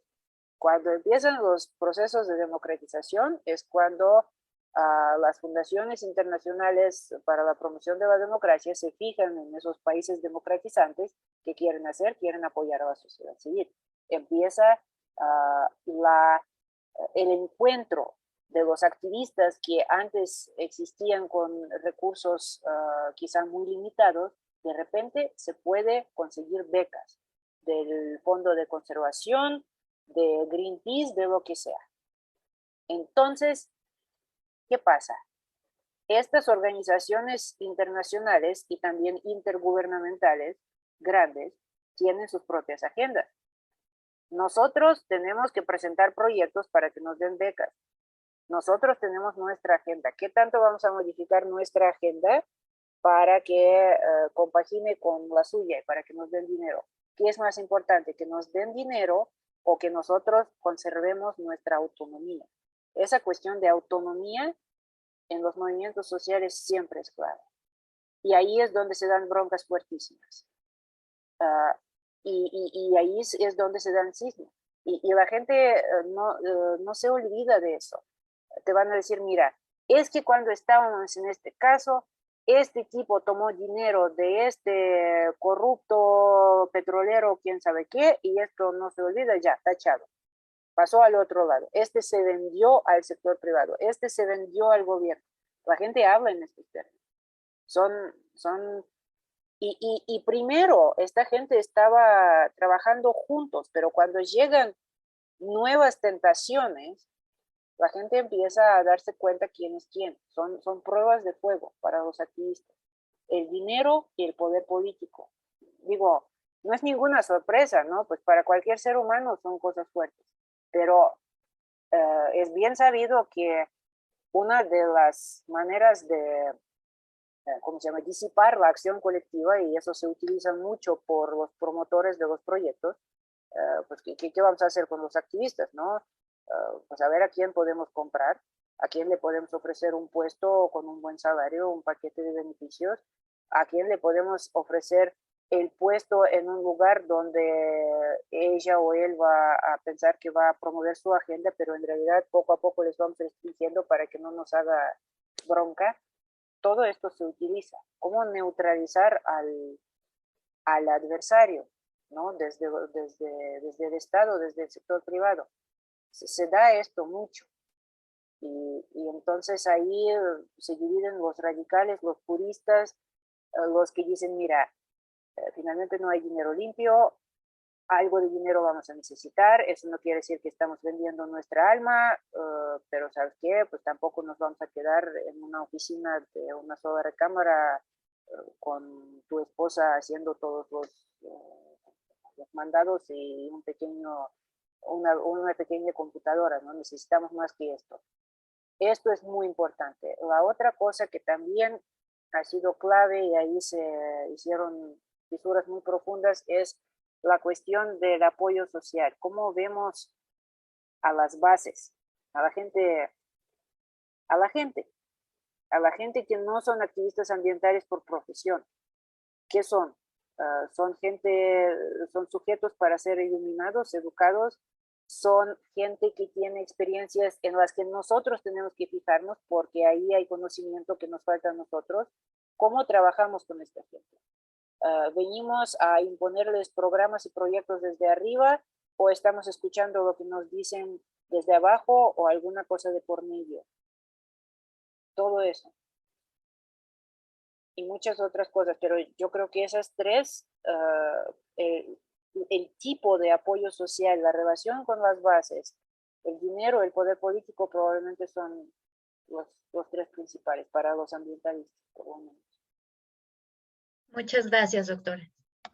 Quizá antes de cerrar con el comentario de Iván, quizá pudieras regalarnos una breve reflexión acerca, como una estudiosa de los movimientos sociales, acerca de cómo ver la deliberación en los movimientos sociales, cómo estudiarla. Porque los movimientos sociales te plantean un desafío epistémico por sí mismos, son sujetos colectivos, son más difíciles de observar, son difusos, son complejos. ¿Cómo podemos acercarnos a tratar de entender los procesos de diálogo social que ocurren dentro de ellos y más allá de ellos, digo, más allá de los líderes y las figuras carismáticas? Híjole, esa es una pregunta que tengo muy presente. En realidad, muchas veces se me hace que todavía tenemos herramientas muy, ¿cómo decirlo?, muy poco afiladas. una de las cosas que se ha utilizado mucho es pues el análisis precisamente de redes, lo que en inglés se llama network analysis, ¿no? Esto nos permite ver varias cosas. Una es cuáles son, por así decirlo, los principales nodos dentro del movimiento, ¿no? Esos nodos pueden ser algunas personas, líderes clave, pero también pueden ser organizaciones clave, y de estos nodos emanan ciertas ideas, conjuntos de ideas, argumentos que tienen mayor visibilidad. La gente y las organizaciones que están en los nodos, por eso son nodos, tienen buena conectividad. ¿Qué quiere decir buena conectividad? En parte es conectividad interna dentro del movimiento, pero también es conectividad externa. Son las entidades y las personas que saben explicar su causa bien a los medios de comunicación. Tienen buenas conexiones, por ejemplo, con los periodistas. Por otro lado, algunos de ellos, aunque no todos, porque eso también es un punto de conflicto, hacen trabajo con los legisladores, el famoso cabildeo, que pues no necesariamente tiene que ser una mala palabra, ¿no? Hay gente que cuando oye esa palabra dice, no, pues eso se trata de intereses especiales que allá en lo oscurito están pues, tratando con los legisladores. No tiene por qué serlo. En realidad, ese es otro ideal democrático, ¿no? Si la democracia representativa funcionara bien, entonces tendríamos acceso más que los grupos de mucho poder y dinero a los legisladores, ¿no? Sería más equitativo el acceso y entonces los legisladores estarían expuestos a una pluralidad más grande de perspectivas e ideas, incluyendo las de los excluidos. Entonces, esta manera de estudiar a través de viendo cuáles son los nodos, qué ideas emanan de esos nodos, cómo estas ideas entran en conflictos internos dentro del movimiento y cómo estas ideas se absorben por fuera, ¿no? Fuera de lo que Antonio Azueva ha llamado el campo ambiental, ¿no? Él utiliza la idea de los campos sociales de Pierre Bourdieu y dice que pues, existe en México ahora tal cosa como el círculo de las personas que verdaderamente mantienen la discusión sobre el medio ambiente. Y este campo ambiental es el que va influyendo en la promoción de las nuevas leyes, en realidad en la creación de la legislación ambiental en México, en lo que es la agenda ambiental dentro del país, etcétera, etcétera. Ahora, otra cosa importante es que durante esos ciclos, yo creo que no hay que dejar de lado esa herramienta de los ciclos de vida, ¿no? Y de actividad de los movimientos sociales. ¿Por qué? Porque en diferentes etapas hay diferentes mezclas de acción institucional y no institucional. Hay momentos cuando hay entradas masivas de activistas de movimientos sociales en las estructuras del poder estatal y mayor institucionalización de sus ideas, de sus propuestas. Hay momentos de más hostilidad, de más cerrazón, donde el movimiento se queda, por así decirlo, más en las afueras, en una postura más contenciosa, más conflictiva. Pero todo esto, de todos modos, no se enfoca solamente en los procesos deliberativos, ¿no? ¿Cómo he estudiado yo estas discusiones? Una cosa que a veces ayuda para ver para dónde va la deliberación es ver el uso de algunos términos clave. Por ejemplo, cómo la gente se autodefine dentro del movimiento, ¿no? La famosa distinción en México entre los ecólogos, los ecologistas y los ambientalistas es muy viene muy al caso, es muy interesante, ¿no? Según qué parámetros se divide la gente en grupos, en corrientes. En este caso estamos hablando del grado de bio o antropocentrismo, ¿no? Estamos viendo la naturaleza y el ambiente principalmente a través de los ojos de la gente y de la justicia social, o estamos enfocándonos en los valores intrínsecos de la naturaleza. Otra cosa que podemos ver es cómo se reciben los conceptos internacionales, porque casi con todos los grandes movimientos sociales hay un tremendo grado de aprendizaje e internalización de las ideas originadas en otras sociedades, y el movimiento ambiental, pues el que yo mejor he estudiado, no es ninguna excepción. Entonces, es muy interesante ver cómo reaccionan en cada país los ambientalistas a las ideas de desarrollo sustentable, de agroecología, de buen vivir, todos estos conceptos clave, ¿no? En alternativas, por ejemplo, al desarrollo. Cómo hacer que nuestro bienestar material humano no vaya contra la naturaleza, no corte la rama en la que estamos sentados. Esto también nos ayuda a entender cómo delibera. Podemos obviamente concentrarnos también en el lado más formal, ¿no? Menos, ahorita estoy hablando de la sustancia. Podemos hablar también de qué tipo de eventos se organizan, dónde sucede esta deliberación.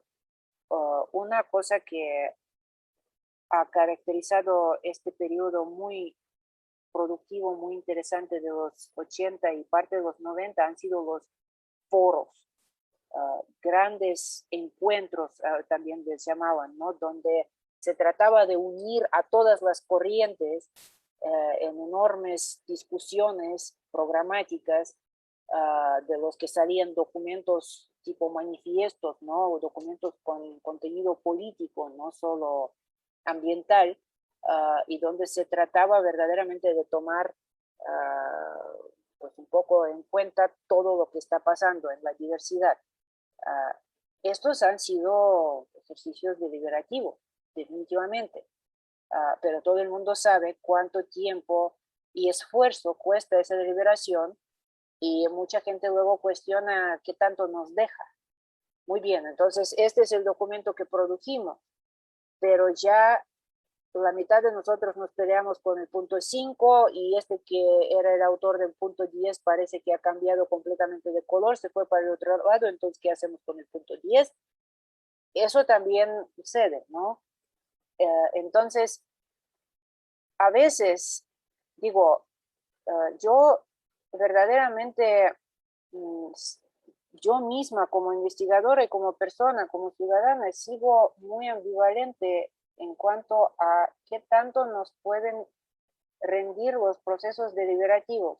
¿Por qué? Porque toman tiempo, porque toman mucha apertura y mucha paciencia. Y muchas veces no tenemos las condiciones para estos procesos porque estamos actuando todo el tiempo en medio de alguna crisis. Entonces, oigan, ustedes están planeando aquí a quedarse 2 semanas para discutir cómo vemos el desarrollo. No tenemos tiempo para esto porque hay que salvar este río y hay que parar esta autopista y hay que prohibir esta mina.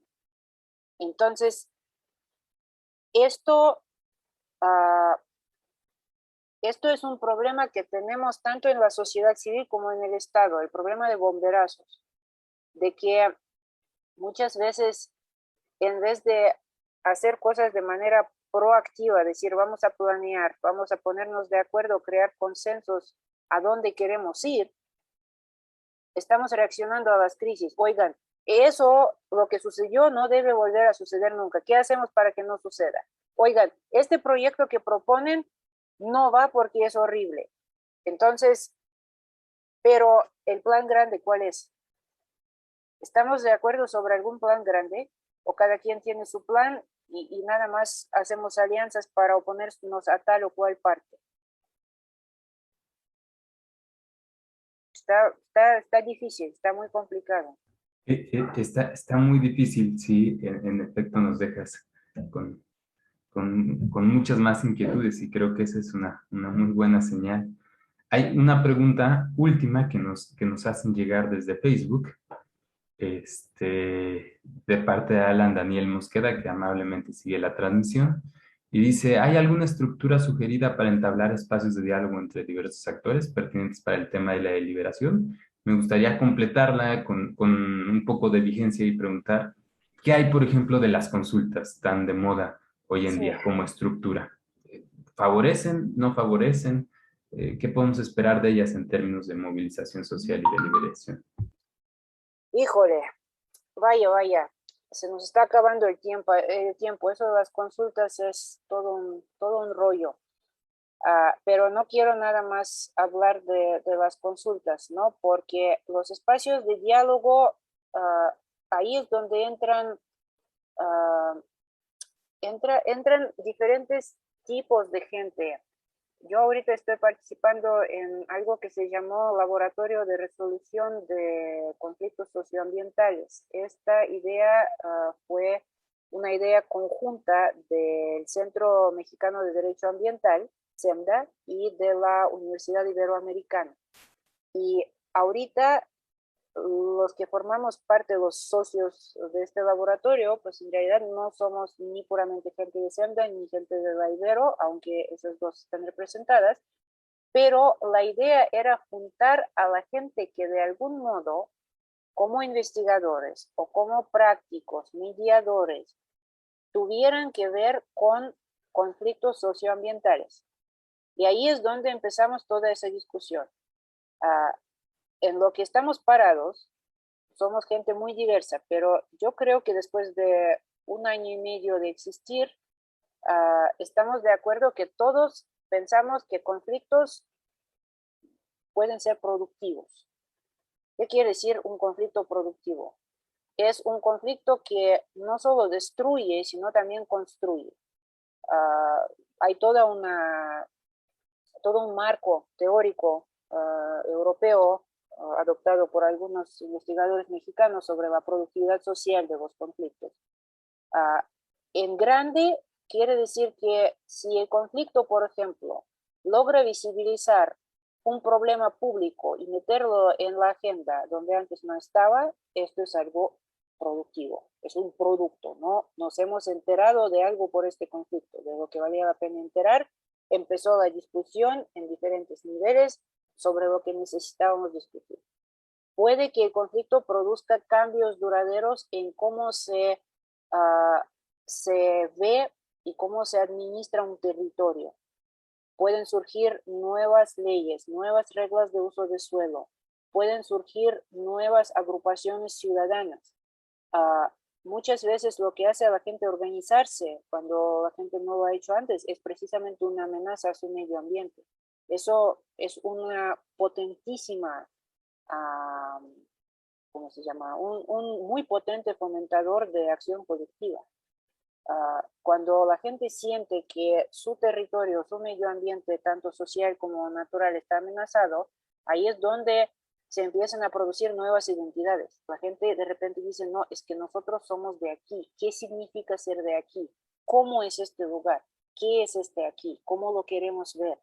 Surgen visiones y surgen alianzas, surgen grupos, nuevas organizaciones ciudadanas que empiezan a promover con fuerza su modo de vida, visibilizarlo, problematizar lo que está pasando, etcétera, etcétera. Entonces, esto, ¿por qué hablé del laboratorio? Porque ahí entran también la gente que son especialistas, bueno, a veces les dicen resolución de conflictos, pero también muchos de ellos dicen que ellos prefieren más bien pensar no en tanto en resolver un conflicto, sino volverlo productivo en vez de destructivo. Entonces, ahí entran las capacidades de los mediadores, de la gente que sabe crear, volviendo a la pregunta de Alan, sabe crear ambientes y condiciones sociales donde la gente pueda venir a la mesa de discusión y de negociaciones con cada quien con sus intereses, sus demandas, pero donde en el proceso de negociación se pueda construir algo nuevo. Y entonces ninguna de las partes se va exactamente con lo que estaba pidiendo al principio, pero cada una de las partes logra ver algo nuevo, entender lo que no entendía antes y en conjunto construir pues una visión más consensual, más amplia del problema, del territorio del que se trata. Por otro lado, también se requiere, para que esto suceda, de algún modo nivelar estas desigualdades de poder, las que pues, hemos hablado. Y eso es lo que tantas veces socava, por ejemplo, las consultas indígenas, que es demasiado evidente la asimetría del poder entre los promotores del proyecto y los grupos, las comunidades indígenas que están oponiéndose a él. Es más, a veces la oposición no está basada tanto en los impactos negativos del proyecto, sino en que el proyecto se impone. Entonces, el conflicto escala y la discusión productiva se estanca porque los promotores dicen, este proyecto va porque va, nosotros ya decidimos, no les queda más que aceptar. Y eso antagoniza a la gente. El mero hecho de que nunca nos consideraron dignos de ver los méritos de este proyecto antes de escogerlo como su solución preferida al problema, eso es lo que hace imposible la deliberación. Entonces, ¿qué se puede hacer? Es un trabajo muy lento porque se trata de hacer que los poderosos reconozcan como socios, como partes de discusión con derecho de voz y voto a los no poderosos. Entonces, ¿de qué armas pueden valerse los no poderosos? De la acción directa, de las alianzas con los periodistas, los académicos, la gente, los artistas, ha habido muchas cosas, movimientos internacionales, etcétera, etcétera. Entonces, yo creo que no hay una solución en general, ¿no?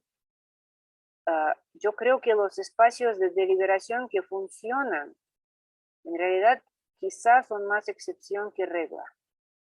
De veras, se me hace que es un ideal súper difícil de alcanzar, de que rinde, pero hay que invertir muchísimo en él para que rinda.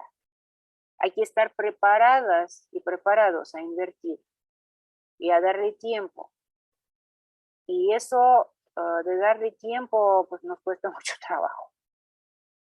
Agradecemos mucho que te hayas tomado el tiempo para contestar tan minuciosamente todas nuestras inquietudes y las de quienes seguían esta transmisión. Bueno, en lo que sigue, el doctor Iván Islas hará un comentario final y con eso podremos despedirnos, pero solo por este día. Muchas gracias, Alex. Muchas gracias, doctora Sofía. Bueno, pues yo creo que no queda mucho tiempo, solamente me resta decir que a partir de todo lo que escuchamos, de todo lo que todas las ideas que nos ofreció la doctora, las descripciones de algunos eventos, de algunos casos, nos hacen justamente llegar a esta idea que al final creo que también salió por ahí, de la complejidad que representa observar estos procesos que nosotros llamamos deliberativos en estas dinámicas que se van dando, ¿no? Sociales, políticas, en fin. Me gustó mucho todo lo que nos comentó, doctora, porque creo que aparecen varios asuntos que hemos discutido en el seminario. Uno, por ejemplo, principalmente el tema de la inclusión como uno de los objetivos de la deliberación.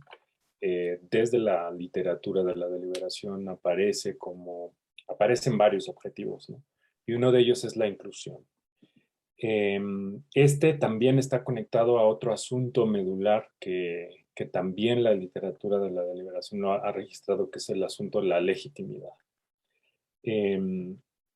Los procesos, por tanto, que nos ha descrito usted han tocado estos temas, ¿no? Por otra parte, también hemos hablado de pues, todo el valor epistémico que podrían tener justamente estos procesos si se dan, ¿no? Estos procesos de diálogo, estos procesos de intercambio, que para nosotros, desde nuestra perspectiva, y ya haciendo una especie de precisión del término de liberación, tiene que ver con dar razones y escuchar, ¿no? Esas razones, que pueden ser de múltiples maneras, que pueden estar en distintos ámbitos y que pueden darse de manera acotada o de manera amplia, pero básicamente estamos hablando de eso y creo que también otro de los objetivos que persiguen los procesos deliberativos identificados es el valor epistémico que en estos procesos que usted ha comentado salen a flote porque finalmente el hablar, por ejemplo, de distanciarse de términos, ¿no? Como lo comentaba hace un momento, que permiten un puente o permiten un mejor tránsito hacia acuerdos, hacia posibles resultados, tiene que ver con un valor epistémico, es decir, vamos a crear ciertas condiciones para que se dé un conocimiento y que puedan entonces llevarse a cabo estos procesos y finalmente ir a otro asunto que tiene que ver con lo vinculatorio que pueda tener un proceso deliberativo, porque como decía usted también bien, si nosotros llegamos a un acuerdo, si hacemos toda una elaboración y trabajamos y de pronto eso no vale para nada o no tiene ninguna consecuencia, pues entonces tampoco tiene sentido, ¿no? Todo esto hemos ido comentándolo curiosamente porque queríamos nosotros elaborar, o queremos más bien, tenemos la intención de elaborar un índice, una especie una especie de matriz para poder hacer evaluaciones de procesos. Entonces, salen todos estos asuntos y me parece que el tema de los movimientos, su relación con los procesos deliberativos es muy ilustrativo. O sea, definitivamente. Y bueno, pues yo con esto cierro. Muchísimas gracias, doctora, y está cordialmente invitada a alguna de nuestras sesiones que vamos a estar teniendo posteriormente. Nos dará mucho gusto. Alex nos ha hablado de usted y también nos ha dado algunos ejemplos que han sido muchísimo, que nos ha alimentado mucho en las discusiones, porque justamente tienen que ver con cuestiones de la realidad, ¿no? Cuestiones que están ocurriendo y que de pronto uno en nuestros cubículos o en nuestro ejercicio, la investigación se desliga, pero uno de los objetivos de nuestro proyecto es justo ir hacia los temas que están ocurriendo. Entonces, muchísimas gracias por su tiempo. Igualmente, muchas gracias, porque bueno, yo de veras, digo, preparé algunas cosas, pero pues me estaban oyendo pensar en voz alta, ya sobre todo con las preguntas, pues yo estaba dispuesta y preparada pues, a generar algo nuevo. Si les sirve, qué bien. Gracias. Muchas gracias. Gracias, Alex. Estupendo. Gracias, doctora Sonia de Luzcaya. Gracias a los miembros del seminario que nos acompañaron y a nuestra audiencia en Facebook, que aunque reducida, ha resultado ser muy fiel y muy inquisitoria. Nos vemos en próximos eventos. La próxima semana pueden encontrar nuestro cartel y vienen unas sorpresas interesantes, componentes internacionales también. Entonces, por favor, manténganse sintonizados. Por nuestra parte, hoy es todo.